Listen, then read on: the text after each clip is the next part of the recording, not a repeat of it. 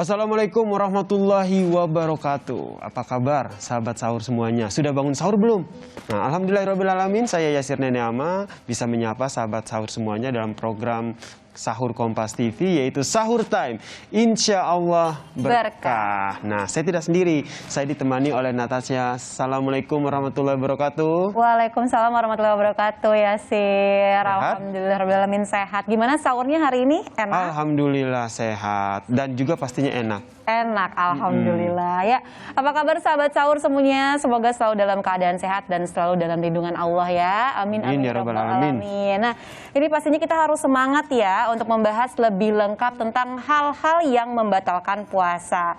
Dan di sini sudah hadir ada Gus Arifin. Assalamualaikum, Gus. Waalaikumsalam, Mbak Aca, Mas Yasir. Ya. Sehat, Gus? Alhamdulillah. Sehat ya, Gus ya? Sehat dong, makin Harus semangat. Tetap semangat. Iya. Bangun pagi-pagi menemani sahabat sahur semuanya. Benar. Dan di sini juga sudah ada Dr. Muhammad Maki Zamzani. Assalamualaikum, Dok. Masya Allah. Semangat ya, Dok, hari ini ya, Dok. Sehat ya, Dok ya? Alhamdulillah. Siap, Mas Yasir. Nah, nih topik kita ini adalah hal-hal yang membatalkan puasa. Iya, Nah, benar. terkait dengan itu kita juga penasaran nih sebenarnya apa saja sih hal-hal yang membatalkan puasa. Nah, nanti kita juga akan mendengarkan juga nih dari segi medis itu sebenarnya manfaat puasa itu seperti apa sih, sahabat sahur. Nah, pertama kita persilakan dulu ya kepada Gus Arifin untuk menyampaikan maudhu hasanahnya terkait dengan sebenarnya hal-hal yang membatalkan puasa itu seperti apa, Gus. Silakan, Gus. Baik. Bismillahirrahmanirrahim. Assalamualaikum warahmatullahi wabarakatuh. Sahabat sahur semuanya, alhamdulillah kita ketemu lagi di acara yang sangat menarik dan sangat bisa insya Allah menjadi bagian daripada riyadhah kita untuk tambah ilmu di Madrasah Ramadan tahun ini. Dan tema kita hari ini adalah membahas hal-hal yang membatalkan puasa. Jadi sebelum kita masuk ke materi hal-hal yang membatalkan puasa, perlu saya sampaikan bahwa kewajiban puasa itu tidak hanya pada umat Islam, tapi juga umat-umat terdahulu. Dan itu tergambar atau tertulis dalam Al-Quran. A'udzubillahi minasyaitonirrajim. Ya ayyuhalladzina amanu kutiba alaikumusiyam kama kutiba alal ladzina min qablikum la'allakum tattaquna ayyaman ma'dudat. Jadi Allah menyeru pada orang-orang beriman, dan di situ dinyatakan kutiba alaikumusiyam, maknanya furido, difardukan atas kita umat Islam yang beriman, itu adalah puasa. Untuk membuktikan bahwa puasa ini kita tidak sendirian, Allah juga memberikan informasi bahwa dulu kama kutiba alal ladzina min qablikum, orang-orang dulu juga ada kewajiban puasa. Ujung ayat ini la'allakum tattaquna ayyaman ma'dudat, agar kalian litaroji, mudah-mudahan semoga kita semua menjadi orang-orang yang takwa. Dan puasa itu hanya tertentu waktunya, tidak 1 tahun, hanya sebulan. Di sini juga Allah seakan-akan memberitahu kalian tuh nggak usah khawatir. Aku nggak suruh kalian setahun penuh puasa, cukup sebulan. Nah, di dalam konteks ini, misalnya kita paham bahwa puasa itu adalah merupakan kewajiban tauqifi. Kalau bahasanya anak sekarang dari sononya atau dari Allah, maka seluruh aturan, tata cara dan sebagainya sudah diatur oleh Allah. Termasuk apa yang menjadi syarat sahnya, termasuk apa yang menjadi yang membatalkannya sudah diatur. Baik yang ada di dalam Al-Quran maupun dalam hadis, kemudian oleh para ulama nanti dirinci dalam fikih cukup detail dan rinci. Nah, terkait misalnya ada pertanyaan, kenapa kita puasa? Dan kenapa juga umat-umat terdahulu puasa? Jawabannya adalah bahwa kesatuan ajaran para Nabi Rasul itu satu. Dari Nabi Adam, Nabi Idris, Nabi Nuh, Nabi Ibrahim, sampai pada Ismail, sampai Nabi Yahya, Nabi Zakaria, Nabi Isa, Nabi Muhammad, semuanya juga sama ajarannya. La nufarriqu baina ahadim min rusuli. Tidak ada perbedaan antara rasul-rasul itu. Artinya kalau Nabi Adam puasa, Nabi Adam sholat, kita semua para nabi terdahulu juga sholat, juga puasa. Dan ini tercermin nanti ketika Nabi Muhammad dari Mekah hijrah ke Madinah, jumpa dengan umat terdahulu di sana yang menjadi penduduk Madinah. Ada orang Nasrani, ada orang Yahudi, ada orang Majusi, yang semuanya untuk khusus ahli kitab Yahudi Nasrani sudah puasa. Bahkan Nabi Muhammad ketika ketemu di Madinah nanya, "Mahadza? Kalian puasa apa ini?" Qalu, terus mereka menjawab, orang Yahudi, "Hadza yaumun sholeh." Ini adalah hari yang baik. Najallahu, ketika Allah menyelamatkan Bani Israel min aduwihim, dari musuhnya, yaitu Fir'aun. Maka fasomah, maka kami puasa. Mereka puasa. Terus Nabi Muhammad, ya udah kalau kalian puasa, saya juga puasa. Kalau Nabi Musa juga puasa, saya juga puasa. Itulah puasa yang kemudian kita sebut dengan puasa Asyura. Orang Yahudi menyebutnya puasa Yom Kippur. Yom itu hari, Kippur itu hari bersyukur. Ya. Ternyata puasanya mereka, Ahlu Kitab itu ini berat ya. Kalau kita waktu itu seandainya hidup zaman itu Mas Yasir, Mbak Aca dan Pak Dokter ya. Mereka la yaqulu wala yashrabu wala yankihu ba'da naum. Jadi kalau mereka misalnya malam ya sudah makan gitu ya, terus tertidur. Nah kira-kira jam 10 bangun maka sudah dianggap puasa. Bapak bisa bayangin itu. Misalnya kita sore makan. Aturannya terus seperti udah nggak ada tontonan waktu itu tidur. Bangun kira-kira jam 11. Udah dianggap udah mulai puasa. Terus di dalam tafsir dikatakan bahwa wa kutiba 'alal muslimina awalan mithlu dzalik. Dan pertama kali orang muslim ya kayak begitu. Nah, muncullah cerita ada sahabat Nabi namanya Qais bin Sirmah, orang Ansor. Begitu pulang dari kebun, nanya istrinya nggak ada makanan. Ya udah kamu tidur aja, nanti tak bangunin. Istrinya lupa bahwa kewajiban kalau bangun tidur ya sudah puasa. Akhirnya besoknya sampai bangun juga tidak sahur, tidak makan. Akhirnya pingsan. Itu kejadian pertama. Kejadian kedua, ya ada sahabat Nabi yang mungkin pengantin baru, habis bangun tidur hubungan suami istri, kan juga nggak boleh. Berat ini. Terus lapor ke Nabi. Barulah turun surat Ukhillah lakum lailatas siyami rafatu ila nisaikum hunna libasul lakum wa antum libasul lahun. Sampai ayat waqulu washrabu hatta yatabayyana lakumul khaytul abyadu minal khaytil aswadi minal fajr. Akhirnya turun surat itu maka orang-orang diberitahu, sekarang kamu pokoknya yang malam dari mulai maghrib sampai fajar silakan makan, silakan minum. Fafariku farhan sadida, maka orang-orang gembira, wah asik kalau gitu. Jadi kalau seandainya kita hidup zaman itu Mas Yasir baca, waduh berat ya. Berat. Nah, untungnya kita hidup zaman sekarang. Makanya kalau ada sekarang orang puasa mengeluh, ya mohon maaf, lebih berat zaman Nabi. Udah nggak ada makanan yang berlebih seperti sekarang, seadanya, tapi puasanya masih niru tanda kutip tadi orang Ahlu Kitab. Bahkan kewajiban sahur itu pun Nabi terus menyampaikan pembeda antara puasa kita dengan Ahlu Kitab adalah makan sahur. Maka puasa sahur, makan sahur itu adalah mengandung barokah. Itulah nanti kelak bahwa disunnahkan makan sahur ketika kita puasa. Kira-kira itu Mas Yasir pengantar dari saya, mudah-mudahan ini menjadi pemahaman kita bahwa puasa yang dilakukan oleh umat Nabi Muhammad ringan. Benar. Ringan. Itu baru pengantar. Nanti akan dijelaskan sebenarnya apa saja sih yang membatalkan puasa itu. Iya, benar. Dan berarti dari penjelasan Gus Arifin tadi nggak ada alasan ya kita nggak puasa karena Allah benar-benar sudah meringankan kita ya. Betul. Ya ampun, Masya Allah ya. Nah, tapi ini untuk Dokter Maki, kalau dari sisi medis nih atau kesehatan, sebenarnya manfaat puasa sendiri itu apa sih? Ya, puasa ini kan sebetulnya kalau tadi gue sudah bicarakan bahwa ini sudah dari dulu ya, Nabi dari beberapa Nabi juga sudah mengajarkan. Sebetulnya puasa ini juga menjadi bagian pengobatan tradisional, dalam tanda kutip artinya itu adalah menjadi ikhtiar agar manusia menjadi sehat. Ya, karena apa? Karena puasa ini sebetulnya menjadi upaya untuk detoksifikasi. Ya, detoksifikasi karena dahulu kan obat-obatan susah. Ya, apalagi jangan kan obat ya herbal juga susah mungkin ya, dari mungkin pas saat zaman Nabi Musa dan zaman Nabi sebelumnya. Maka puasa itulah ajang untuk detoksifikasi tubuh kita untuk biar lebih sehat kembali. Nah, manfaat yang sangat baik sekali dari saat ini ya, sudah di zaman modern banyak beberapa jurnal sudah meneliti ya tentang puasa. Ada intermittent fasting yang sangat diteliti dan manfaatnya ya bukan hanya dari Islam, bahkan dari para peneliti luar negeri ya Barat yang memang tidak meragukan lagi bahwa memang puasa ini banyak manfaatnya. Di antaranya ya memang menjaga metabolisme. Metabolisme ini seperti misalnya pengeluaran yang kayak misalnya para yang punya diabetes, ya itu bisa dijaga kembali. Hormon insulinnya bisa dikembalikan, produksi insulin dan lain-lain.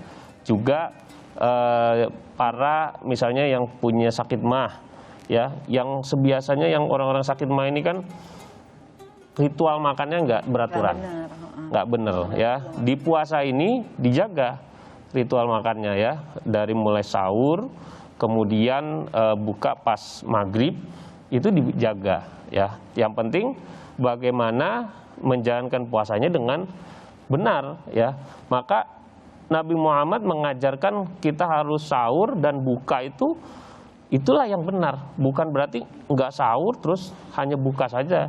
Itu salah. Berarti harus sahur dan juga buka. Iya, sahur dan buka. Apa yang sudah diajarkan oleh Nabi itulah yang terbaik. Masya Allah. Gitu. Jadi memang benar-benar tidak hanya dari sisi agama ya, sisi Benar. medis pun Ya. manfaat puasa itu luar biasa. Ya. Jauh sebelum kita melaksanakan ibadah puasa seperti ini ya. Ya. Nah, ini menarik sekali nih Cak dan juga sahabat sahur semuanya. Nanti kita akan perdalam lagi sebenarnya puasa itu yang baiknya seperti apa. Apalagi hal-hal yang membatalkan puasa di bulan suci Ramadan itu apa saja. Ini penting. Ya. Sehingga ibadah kita itu benar-benar maksimal mendapatkan ridho dari Allah Subhanahu Wa Taala. Tapi sebelumnya saya juga mau mengajak sahabat sahur semuanya untuk ayo kita berdonasi ataupun zakat melalui atau untuk UMKM Bangkit di nomor rekening BCA yaitu 0680192677 NU Care Lazisnu, atau bisa biar lebih mudah lagi nih Cak dan juga sahabat sahur bisa langsung scan barcode ya yang akan kita tayangkan di layar televisi kaca kita. Nah, ini buat yang di rumah nih ya, yang sambil menyantap sahur, jangan lupa nih semangat sambil nonton sahur time ya. Karena bahasan kali ini bagus sekali nih, mungkin masih banyak juga sahabat sahur time nih ya, Yasir, yang mungkin belum tahu banyak soal hal-hal yang membatalkan puasa nih. Betul banget Cak, apalagi saya jadi makin penasaran nih sebenarnya. Yang pertama, kapan sih waktunya yang tepat untuk kita berbuka dan juga waktu kita sahur. Terus itu sebenarnya yang membatalkan puasa itu seperti apa saja selama bulan suci Ramadan ini. Saya persilakan kepada Gus Arifin untuk menyampaikan mauidhah hasanahnya terkait hal ini. Gus, Baik. silakan. Sahabat sahur semua yang saya hormati, jadi di bagian awal tadi kita cerita bahwa model puasa di awal ketika syariat puasa itu diwajibkan itu adalah tipikal puasanya Yahudi dan Nasrani, yaitu mereka tidak boleh makan, tidak boleh minum kalau sudah habis tidur jam berapapun ya. Akhirnya kemudian turun surat yang saya baca, a'udzubillahi minasyaitonirrajim. Uhilla lakum lailatas syami rafathu ila nisaikum hunna libasul lakum wa antum libasul lahun. Jadi ayat ini menjelaskan bahwa ketika puasa model yang tadi itu ada, kemudian ada sahabat yang mengalami kesulitan karena mereka akan kesulitan kalau namanya orang malam kan ngantuk tidur. Begitu bangun tidur, seandainya tidurnya bangunnya jam 3 pas waktunya sahur oke. Itu pun kalaupun itu sorenya udah makan. Kalau nggak makan kan berarti dia nggak makan. Padahal jelas bahwa makan atau sahur itu baik dari sisi medik maupun dari sisi kesunahan tetap ada faedahnya. Kemudian ayat ini juga ada sambungannya, waqulu washrabu hatta yatabayyana lakumul khaytul abyadu minal khaytil aswad. Jadi sampai benang putih dan benang hitam nampak. Ada sahabat Nabi namanya Adi bin Hatim, ketika mendengarkan ayat ini benar-benar ambil benang. Jadi ambil benang hitam, ambil benang putih, ya. Kemudian ditaruh. Ya aturannya jelas. Kalau pokoknya sudah nampak benang putih dan dengan benang hitamnya jelas, baru itu sudah mulai puasa. Delalanya Adi bin Hatim ya mungkin nanti zaman itu juga belum ada listrik, masih remeng-remeng, masih makan. Nggak taunya buka jendela sudah siang. Sudah siang. Lapor Nabi lagi. Ya Rasulullah ini gimana? Akhirnya turun tambahnya minal fajr. Jadi ayat ini kan wa kulu washrabu hatta yatabayyana lakumul khaytul abyadu minal khaytil aswadi minal fajr. Adi bin Hatim maksudnya itu fajar. Nah, fajar yang dimaksud adalah fajar sodik itu. Karena fajar ada dua, fajar kadib sama fajar sodik. Ada yang mengatakan fajar sani, fajar yang kedua. Nah, itulah mulainya startnya puasa. Nah, ketika itu syariat puasa terdokumentasi ya sudah. Kalau puasa dari mulai tadi fajar sampai ayat itu kemudian dilanjutkan wa atimus syama ilal lail. Kemudian sempurnakan puasa sampai malam. Al-lail di situ maknanya adalah maghrib. Ya. Jadi sekarang mereka udah paham. Jadi puasa itu dari fajar sampai maghrib. Kata lail itu maknanya maghrib. Karena ada juga pendapat bahwa lail itu maksudnya gelap. Nah itu ada mazhab yang menyatakan bahwa buka puasa jangan langsung teng maghrib, nunggu malam. Tapi mazhab 4 tetap bahwa yang dimaksud lail adalah ghurubis syams, tenggelamnya matahari. Maka terus ulama fikih merinci, dijadikanlah itu mana definisi fikih. Makanya disebut al-imsak, yang dimaksud puasa adalah mencegah anit ta'am, dari makan, anis syarab, minum, wa anil jima, dari jima, atau bahasa lengkapnya al-muftirah, apa saja yang membatalkan, min tulu'il fajr ila ghurubis syams, dari terbitnya fajar sampai tenggelamnya matahari, ma'an niat. Nah, berarti kita sudah punya apa yang dibatal, apa halal yang batal udah kelihatan di sini. Betul. Jadi kita dari mulai fajar sampai maghrib nggak boleh hal-hal yang membatalkan puasa. Ada kata kunci, harus dengan niat. Nah itu yang terakhir tadi, harus dengan niat. Harus dengan niat. Ya, siapa yang malamnya tidak niat, fala syamalah, tidak ada puasa. Artinya tidak sah puasanya. Nah niat itu macam-macam caranya. Niat tempatnya di hati, betul. Tapi di mazhab Syafi'i dikatakan bahwa kalau mau hatinya itu niatnya benar, dituntun dengan mulut. Makanya di mazhab Syafi'i ada kalimat nawaitu shoma ghadin ala adai fardhi syahr ramadhani hadis sanati fardhu lillahi ta'ala. Biar hatinya ngikut. Tapi tetap aturannya adalah di malam. Makanya biasanya habis tarawih imam-imam mimpin baca itu. Supaya tidak kelolosan, misalnya sekarang sahur tidak kelupaan enaknya gitu pakai kan. rendang. Oh ya, alhamdulillah. Niatnya lupa. Wah, sayang banget. Lupa bismillah lagi ya kan. Gara-gara makan rendang jadi lupa Jadi ya kan. sekarang sudah paham ya. Jadi kita sudah paham. Yang batalkan puasa itu tadi di ayat 187 adalah yang pertama adalah jima. Itu batal otomatis. Yang kedua adalah makan dan minum. Nah, di dalam kaitan ini di awal puasa yang batalkan puasa itu yang disebut di Quran ini hadis saja, yaitu jima, nggak boleh makan, nggak boleh minum, haid, nifas. Ya, haid, nifas. Ini yang disebut di Quran, disebut di Quran dan hadis. Terus ditambahin lagi, nanti ada tambahan, muntah. Ini ada di hadis. Muntah itu dengan sengaja ya, muntah disengaja. Karena ada orang mungkin lagi nek gitu, terus tiba-tiba cantol. Iya. Nah, terus muntah. Maka itu adalah juga bisa membatalkan puasa ya. Kemudian berikutnya adalah orang gila. Nah, sisanya nanti ulama itu nambahin. Ada perluasan. Sebutlah dari 9 lubang, 1, 2, 3, 4, 5, 6, 7, 8, 9, nggak saya tunjuk. Aduk masuk suatu benda maka bisa batal. Contoh, baca siang-siang berendam di kolam renangnya. Ya. Kemudian maaf, terus buang angin, berkuduk. Gitu. Ya misalnya ya. Maka itu kalau di mazhab Syafi'i itu, begitu setelah berkuduk itu ada kemungkinan air masuk ke dalam anus. Maka itu batal. Iya, itu batal. Berendamnya sendiri ketika puasa makruh. Mau kan enak siang-siang berendam, jadi seharian berendam. Wah ini keluar langsung buka puasa ya kan. Selesai berendam masuk angin. Jadi kita sudah paham hal-hal yang membatalkan puasa. Termasuk nanti perkara-perkara sebutlah. Misalnya kita suntik. Nah, apa bedanya kalau suntik vaksin bagaimana? Batal apa enggak? Itu sama. Nanti kita akan, itu termasuk perluasan dari hukum-hukum yang membatalkan puasa. Sampai di situ dulu. Sampai di sini saja nanti. Biar nanti bisa kita elaborasi lagi lebih dalam ya, Cak ya. Ini biar penasaran nih sahabat sahur di rumah, supaya nggak kemana-mana ya sahabat sahur. Nah, ini lanjut nih, terima kasih buat Gus Arifin tadi penjelasannya. Ini selanjutnya untuk Dokter Maki. Tapi sebenarnya benar nggak sih kalau puasa ini katanya meningkatkan imun? Nah, kadang-kadang juga Aca suka ini loh ya, Sir. Aku tuh kalau misalnya hari ini makannya udah banyak, aku tuh besoknya suka puasa. Jadi kayak detox gitu loh. Nah, tapi ini apakah bisa meningkatkan imun nih ya? Silakan, Dokter. Ya, secara prinsip puasa itu memang dapat meningkatkan imun. Yaitu dia bisa meningkatkan hormon endorfin kita. Ya, endorfin ini hormonnya ini bagus untuk menstabilkan atau untuk memperbaiki sel-sel di dalam tubuh kita ya. Tapi bagaimana puasa yang bagaimana dulu nih gitu ya. Karena secara prinsip tubuh kita juga butuh energi. Jadi kalau misalnya rentetan puasa kita jalani dengan benar, maka otomatis daya tahan tubuh kita akan meningkat. Apalagi di saat pandemi ini gitu kan. Seperti misalnya kita puasa, sahur dengan makan makanan yang cukup bergizi, berimbang ya, dengan kadar gizi yang sudah cukup ya. Itu juga akan menentukan kondisi kita 12 jam ke depan. Gitu kan. Kemudian saat buka puasa juga kita akan menentukan juga kondisi tubuh kita ketika malam hari. Apakah kita makin berat ya, mengantuk, atau malah nanti membuat kita begadang malamnya ya, sehingga daya tahan tubuh turun. Ada juga puasa tetap malamnya begadang, Iya. ya, begadang, paginya juga susah tidur juga, bekerja.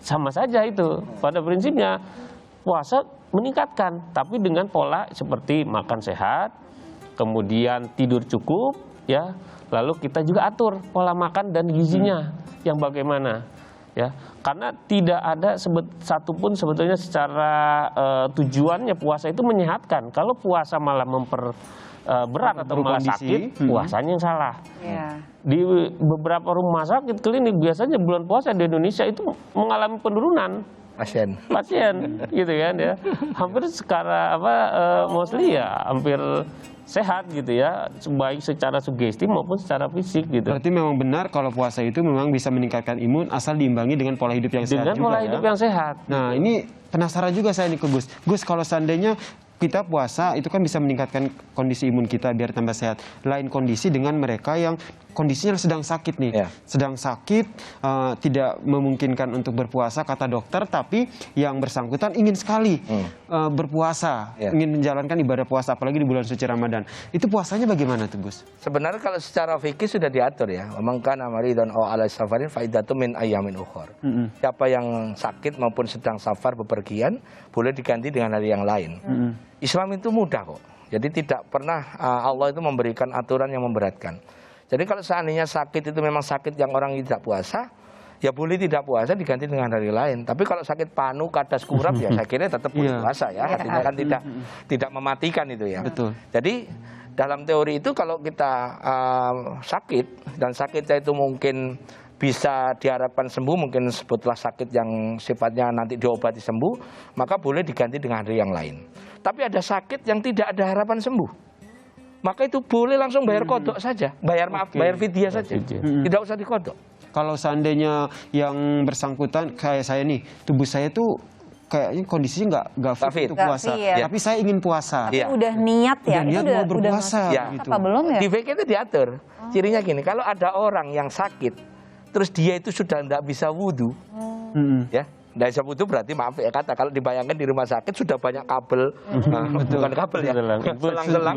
Kemungkinan dia sudah parah, maka boleh tidak puasa.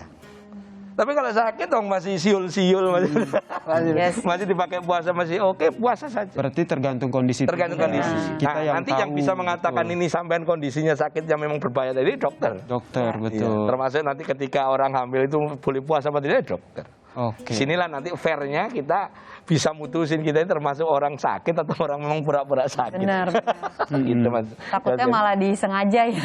Jangan sampai loh. Pura-pura sakit biar tidak berpuasa. Aduh, jangan sampai sahabat sahur kita semua terhindar dari sifat seperti itu ya. Salah satu hal yang membatalkan puasa itu adalah hubungan suami istri.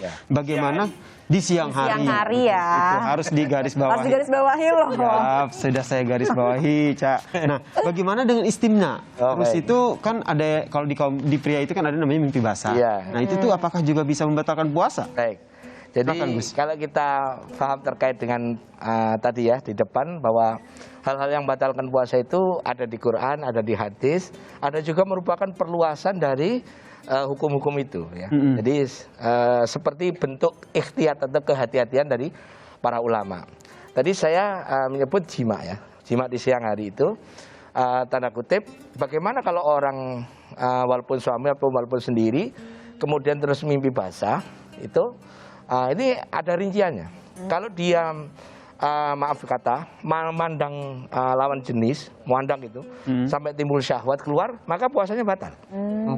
Jadi memandang itu jadi maaf ini karena VK ya kita ngomong memandang keluar itu batal. Makanya tapi kalau seandainya dia tertidur terus mimpi, ya hukumnya ya jinabat biasa. Puasanya boleh diteruskan. Boleh jadi dia kelelahan terus ya mimpi. Nah, karena mimpi basah tidak harus melalui proses memandang. Nah, ini hati-hati. Nah, apalagi yang istimna yang tadi. Istimna itu onani masturbasi. Oh, itu pasti batal. Nah, kalau di madzhab Maliki ini malah lebih bahaya lagi. Orang yang onani ya, itu di samping dia harus qadha, dia harus bayar kafarat.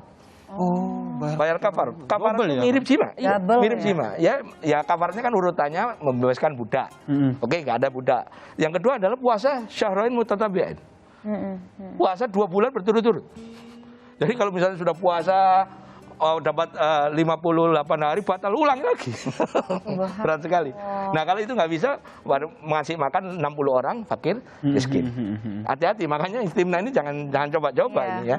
Itu kalau di Maliki berat sekali. Kalau di Syafi'i cukup mengganti dengan di hari lain. Di hari lain. Tapi tetap dihukumi berdosa. Kira-kira itu. Oke, Mas Yasir, itu. ya. Terus dalam kehidupan sehari-hari ini juga terkadang kita tuh suka berwudu, Iya. kemudian menyikat gigi. Iya. Gitu. Kadang-kadang berwudu itu kan suka jadi alasan ya. Iya. Saya ingat banget nih Gus, waktu Iya. kecil pas wudu kadang-kadang suka ketelan gitu airnya Iya, tuh. baik. Waktu Iya. kecil. Ya. Gitu. Itu Inilah gimana tuh tadi Gus? kenapa para ulama itu membuat semacam boundary atau batasnya dilebarin dari yang sudah ada di Quran maupun hadis. Sebetulnya kalau kita sebenarnya kumur, ya kumur. Saya tambahin ekstrim lagi, kumur pakai minuman dingin yang manis seger. Ya. Wah kan seger itu. Manis. Yang manis seger dari kulkas. Itu nggak boleh ditelan karena puasa gitu. Tetap ada aturannya. Jadi yang membatalkan puasa itu bila air atau air minum yang apapun rasanya kena di wasatul halak. Jadi kalau di dalam bab halak tenggorokan itu ilmu tajwid yang ngomong. Ada namanya aksal halak, ada namanya wastul halak, ada namanya adnal halak. Adnal halak itu yang paling dalam. Itu kalau jenengan nyebut ghin sama ho. Ghin itu kan di dalam sana. Kalau yang wasatul hak itu huruf ha. Ha, itu di tengah. Kalau seandainya makanan atau minuman dulu, minuman itu terasa di yang kita bisa ngomong hak tadi, maka itu batal. Oke. Nah itu batal. Tapi kalau hanya kumpul-kumpul Iya. di luar, yang di aksal halak yang atas, enggak. Tapi hukumnya makruh. Makruh. Walaupun itu wudu. Oh iya sih. Walaupun dia wudu, apalagi wudu di air yang airnya dingin. Wah, enak banget. Takutnya kelepasan Ya, telan nanti. Iya, Kelepasan jadi gitu. pas mau sholat itu kecopok-kecopok di kamar mandi itu lama sekali. Iya. Jadi Jadi itu ya. sebenarnya hukumnya makruh ya berarti Makruh. ya. Tapi gitu kalau ya. sampai keterasa di yang wasatul qalb atau di pertengahan tenggorokan maka hukumnya Hukumnya? batal dan wajib Hukumnya mengkodok. Di Maliki kembali lagi bayar kafarat. Bayar. Maliki berat. Ya. Oh. Oke, kira-kira itu. Benar-benar. Ya, mudah-mudahan terjawab. Oke. Jadi besok-besok kumur-kumurnya yang diperhatikan lagi ya, jangan sampai nyampe pangkal tenggorokan gitu bener. Nah, kumur-kumur yang berbahaya itu gini, kumur kayak gitu. Nah, iya contoh kadang-kadang Sakitin. Ke Itu atas udah terus pasti- nanti bisa udah kena nyangkut itu. begitu ya. Udah Di kena, tengah bisa itu, kena ya. ya. Udah di tengah itu. Nah, di wasatul khalq tadi. Oke. Khalq. Oke, Ya, terima oke. kasih banyak Gus Arifin. Nah, tapi ini sekarang kita beralih ke sisi medis nih ya, Betul. Yasir. Ini penasaran juga nih Aca. Sebenarnya nih kalau pola makan yang baik dan sehat saat berpuasa itu seperti apa nih Dok? Karena kan kadang orang kalau udah buka puasa nih dengar azan dikit langsung semuanya dimakan gitu loh. Kadang-kadang Maksud saya. Oh iya, saya juga sih. Itu sebenarnya ngomongin diri sendiri sebenarnya. Iya, betul. Itu gimana Dok? Ya, ya ini yang harus benar-benar kita perhatikan ya. Ya. Kadang-kadang orang setelah bulan puasa bukannya makin kurus malah makin gemuk. Nah, aduh. Hampir sebagian besar lah ya, sebagian Iya, iya. besar. Nah, kita harus paham dulu gitu kebutuhan kalori kita, gitu ya. Kita awali dari sahur ya. Sahur ini kita harus dalam satu piring kita harus tahu mana porsi setengah piring ini harus berisikan karbohidrat dan juga serat. Itu udah harus gitu ya. Kemudian isi proteinnya bisa sekitar 20-30% dan juga buah-buahan. Inilah satu porsi piring yang kita harapkan sahur kita siapkan ini. Kemudian siapkan juga minuman 2-3 gelas. Ya, ini minimal kita bisa makan jika ada ya. Jadi variasi dalam satu piring ini akan lebih bisa membuat kita lebih fit di siang hari ya, karena kita membutuhkan energi yang banyak, terutama untuk jenis karbohidrat yang bisa panjang seperti misalnya kentang. Itu bisa lebih panjang nih di dalam tubuh untuk energinya. Nah, itu untuk sahur. Nah, yang sering kebablasan ini saat buka. Iya, Nah, Dok. kita lihat coba Mas Yasir sebutin apa yang biasa dibawa saat Kolak. buka. Kolak. Apa? Kolak. Gorengan. Gorengan. Terus biasanya es-esan, es belewat. Belewat. Terus apa lagi? Kalau saya agak-agak bagus. Makan beratnya ada nggak? Kurma, Dok. Kurma. Kurma, Oke. Masya Nah, Allah. Itu hari pertama kali ya? Hari pertama kurma. Ya. Makanan beratnya ya. Nah, ini yang mungkin masyarakat sebagian besar tidak mengerti bahwa kita harus bisa mengurangi masalah gula. Ya. Memang Nabi menyarankan kita untuk berbuka dengan yang manis. Tapi masalahnya manis ini bagaimana kadarnya? Ya, sekarang sebagian besar masyarakat mengidentifikasikan gula itu ada di teh manis, Ya. ya kan? Hanya di teh manis. Tapi kalau kita lihat kolak pasti pakai gula. Terus kemudian makan besar dalam satu porsi, misalnya ada sambal juga Itu juga ada gula. ada gulanya. Opor Ada gula. ada gulanya. Sayur asem kadang dikasih gula juga, Ada. ya kan? Sama garam. Jadi artinya hampir 70% kita makan gula dengan berbagai bentuk, Oke. ya kan? Karena dari itu hampir sebagian besar kita makan dan gula ini membuat rasa kenyang ini lama. Jadi nggak cepat, nggak membuat lama, total kita makan banyak, Iya. sehingga berat badan kita juga besar, ya. Dan juga setelah makan banyak, efeknya adalah ngantuk, karena proses metabolisme tinggi. Untuk mencerna gula itu butuh proses yang panjang, gitu. Dan bisa juga setelah itu terawih lewat, ya kan? Efeknya. Nah, inilah yang mungkin kita perlu lihat.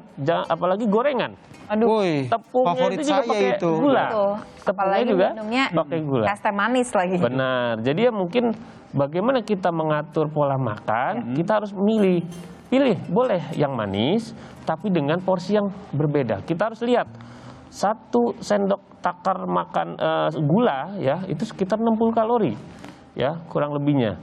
Jadi artinya kalau semisalnya kita butuh untuk buka sekitar 500 kalori, maka kan gulanya bisa kita atur. Ya. 1 cangkir teh manis, yang lainnya gulanya kita kurangi, gitu ya. Buahnya dibanyakin, proteinnya dibanyakin, ya, lemak dikurangin. Ya. Nah inilah yang mungkin terutama serat, ya, serat juga perlu kita. Oke. Yang inilah yang kita perlu perhatikan dan masyarakat juga perlu paham ini, gitu. Habis ini Jadi- Ca, saya mau minta tolong dokter buat ini, buat resep menunya. Benar-benar. Bukan nanti ya. Jadi jangan lupa loh ya, Sir, nanti besok-besok kita kalau buka puasa jangan semua kalori Jangan dimakan. Iya, betul, harus ada porsi yang sesuai. Iya, ya. diatur. Mencicipi makanan membatalkan puasa atau tidak, Gus? Baik. Jadi kan tipikal dengan pertanyaan kumur tadi ya. Jadi sebenarnya begitu ada case masuknya benda ke dalam 9 lubang ya. 1, 2, 3, 4, 5, 6, 7, 8, 9. Itu sebenarnya ulama merupakan pengembangan atau semacam ikhtiyat dari yang membatalkan puasa di Quran maupun di hadis. Nah, begitu orang sebutlah mencicipi makanan, kemudian juga tidak sampai tadi aturannya ya ke kerongkongan ya, kemudian dilepeh atau dibuang lagi, Iya, buang. maka tidak apa-apa. Tidak apa-apa, Bahkan, mohon maaf, misalnya kita punya anak bayi, Mbak Aca mungkin Iya. dari pemirsa punya anak bayi, terus buburnya masih panas atau nasinya panas, Iya. dikunyahkan dulu oleh ibunya, terus baru dikasihkan anaknya, itu juga nggak apa-apa, selama nggak masuk nggak dimakan terus oleh ibunya. Enggak. Apalagi ketelan bubur gitu. sepiring gitu ya.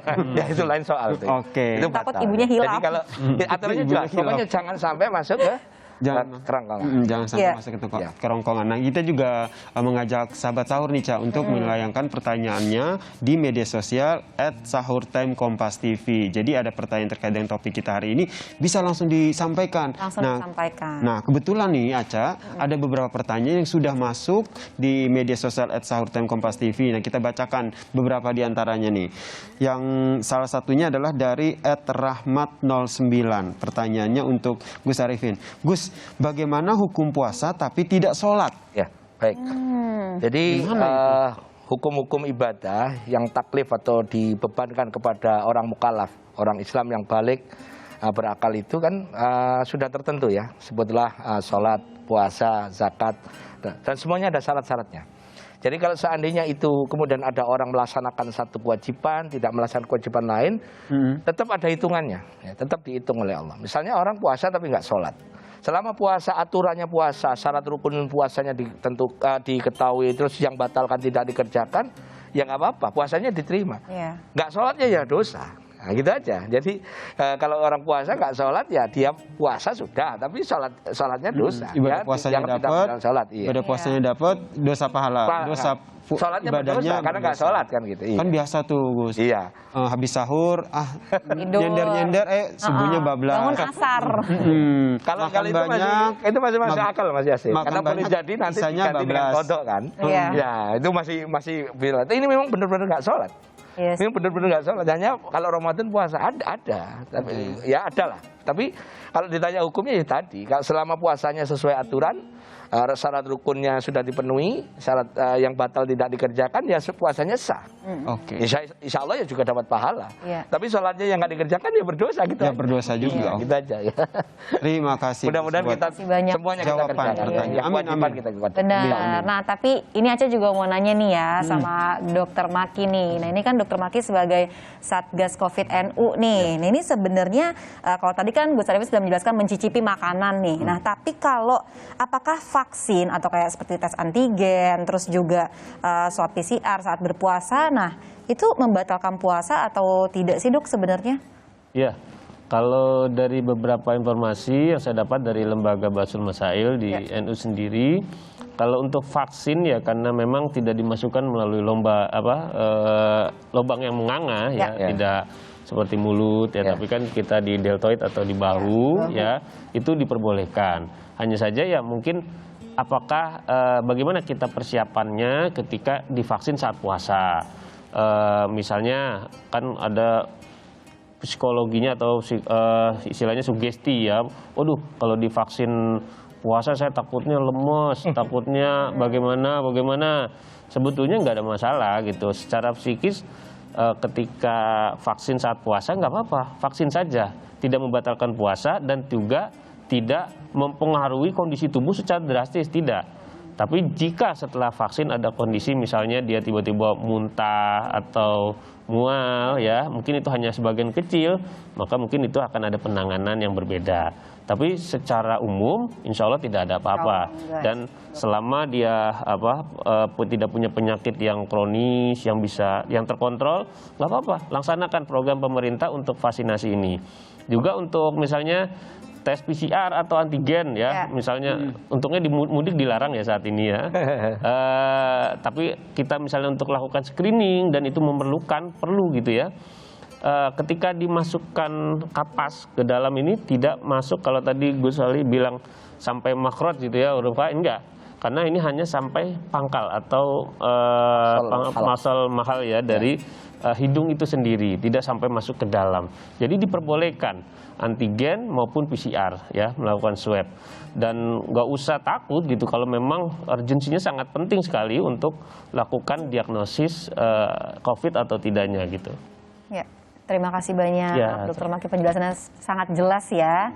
Jadi info baru juga nih buat kita ya. Betul, jadi emang bisa kita terapkan juga tadi dalam kehidupan kita sehari-hari. Nah, saya juga ingatkan juga nih buat sahabat sahur yang ingin berdonasi ataupun ingin beramal soleh selama bulan suci Ramadan ini, boleh banget. Caranya gampang banget, salah satunya adalah dengan salurkan donasi dan zakat untuk UMKM Bangkit di nomor rekening BCA 068012192677. Sekali lagi 0680192677 NU Care Lazisnu, atau bisa scan barcode yang akan tayang di layar televisi dari sahabat sahur semuanya. Benar. Jadi lagi-lagi kita diberikan kemudahan ya dalam bersedekah ya. Ya, untuk sahabat sahur, puasa ini adalah kewajiban bagi orang-orang yang beriman pastinya ya. Kesungguhan berpuasa tidak hanya dilihat dari mengucapkan niat saja, tapi juga bagaimana kita menunaikan hal-hal yang membatalkannya, dan kita berlomba-lomba untuk mengejar pahala dan juga kebaikan.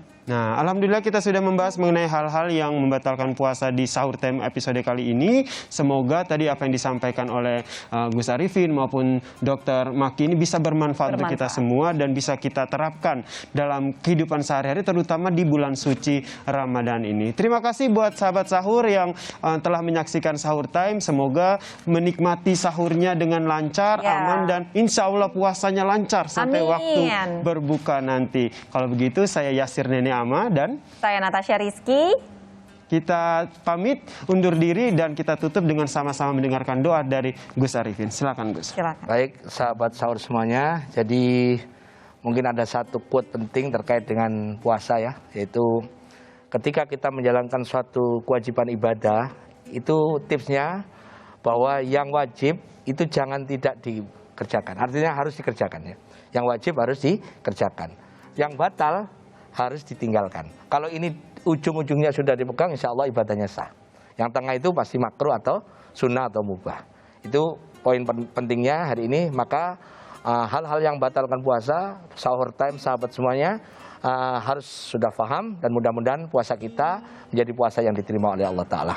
Kita mohon pada Allah Ta'ala dengan doa bersama-sama di waktu yang mustajabah ini. A'udzubillahi minasyaitonirrajim. Bismillahirrahmanirrahim. Allahumma shalli ala sayyidina Muhammad wa ala sayyidina Muhammad. Alhamdulillahirabbil alamin. Allahumma inna nas'aluka ridhaka wal jannah wa na'udzubika min sakhatika wan nar. Allahumma innaka afuwun karim tuhibbul afwa fa'fu anna ya karim. Ya Allah, terimalah ibadah kami, sholat kami, puasa kami, dan amal ibadah yang lain. Ya Allah, Engkaulah yang maha menerima ibadah hamba-Mu. Kabulkanlah doa-doa kami, selamatkanlah keluarga kami, sehatkanlah jasmani rohani kami, panjangkanlah umur kami. Angkatlah wabah musibah ini dengan izin-Mu ya Allah. Ya Allah, berikanlah kepada kami, keluarga kami, para pemimpin kami, semuanya dalam keadaan sehat walafiat, dan jadikanlah kami semua yang merasakan nikmatnya Ramadan kali ini, merasakan nikmat yang Engkau berikan dengan banyak, meskipun kami dalam keadaan terbatas maupun dalam keadaan pandemi seperti ini. Engkau terima ibadah kami. Jadikanlah kami semuanya hamba-hamba-Mu yang bersyukur. Jadikanlah hamba-hamba-Mu ini panjang umur dan mati dalam keadaan husnul khotimah. Rabbana atina fid dunya hasanah wa fil akhirati hasanah wa qina adzabannar. Wa sallallahu alaihi wasallam Muhammad. Alhamdulillahirabbil alamin. Wallahul muwaffiq ila aqwamit thoriq. Assalamualaikum warahmatullahi wabarakatuh. Waalaikumsalam warahmatullahi wabarakatuh.